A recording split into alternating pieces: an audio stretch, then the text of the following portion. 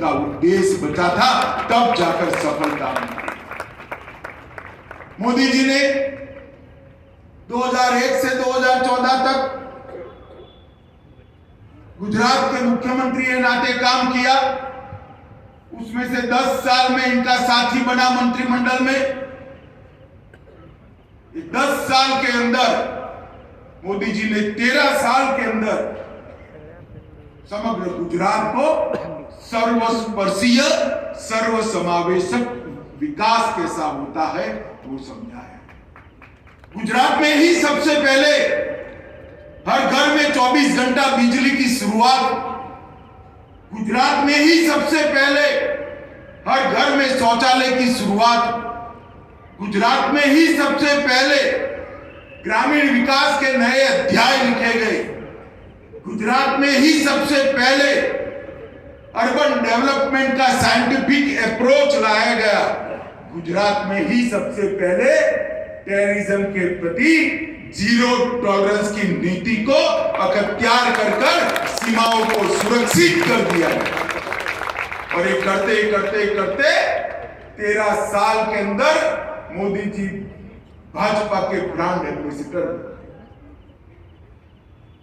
और जब ये तय हुआ कि उनके नेतृत्व में भारतीय जनता पार्टी 2014 का चुनाव लड़ेगी, तब समग्र देश के, मैं तो उत्तर प्रदेश में काम करता था, समग्र देश यूपी के कोने कोने में एक आनंद की लहर, मेरे जैसे राजनीति के विद्यार्थी के लिए आश्चर्य था।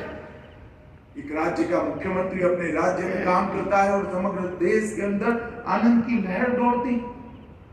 परंतु उस वक्त का कालखंड याद करिए, 2004 से 2014, 10 साल के अंदर यूपीए सरकार ने इस देश के अंदर शासन किया।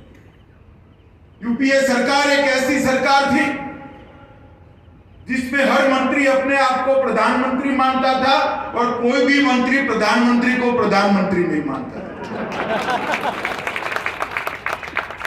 पॉलिसी पैरालिसिस हो चुका। आए दिन पाकिस्तान से घुसपैठिए घुसकर, आतंकवादी घुसकर हमारे जवानों के सर काट कर ले जाते थे, पैरों से इनके सर को अपमानित करते थे और दिल्ली के दरबार में चुप्पी छाई रहती थी। 12 लाख करोड़ के कपड़े घोटाले, भ्रष्टाचार, स्कैम देश के सामने चित्रपट की तरह एक के बाद एक के बाद एक के बाद एक आ गए थे। महिलाओं की सुरक्षा नहीं थी, देश की सीमाओं की सुरक्षा नहीं थी, प्रधानमंत्री का विदेश में कोई सम्मान नहीं था, देश का सम्मान विदेश में पाताल तक पहुंच गया। प्रधानमंत्री विदेश जाते थे, लिखा हुआ भाषण पढ़ते थे, कभी थाईलैंड का भाषण सिंगापुर में पढ़ देते थे, कभी सिंगापुर का भाषण थाईलैंड में। ये हुआ है सेवक, और देश को बड़ा अपमान है। और उसी वक्त नरेंद्र मोदी जी के नाम की घोषणा हुई।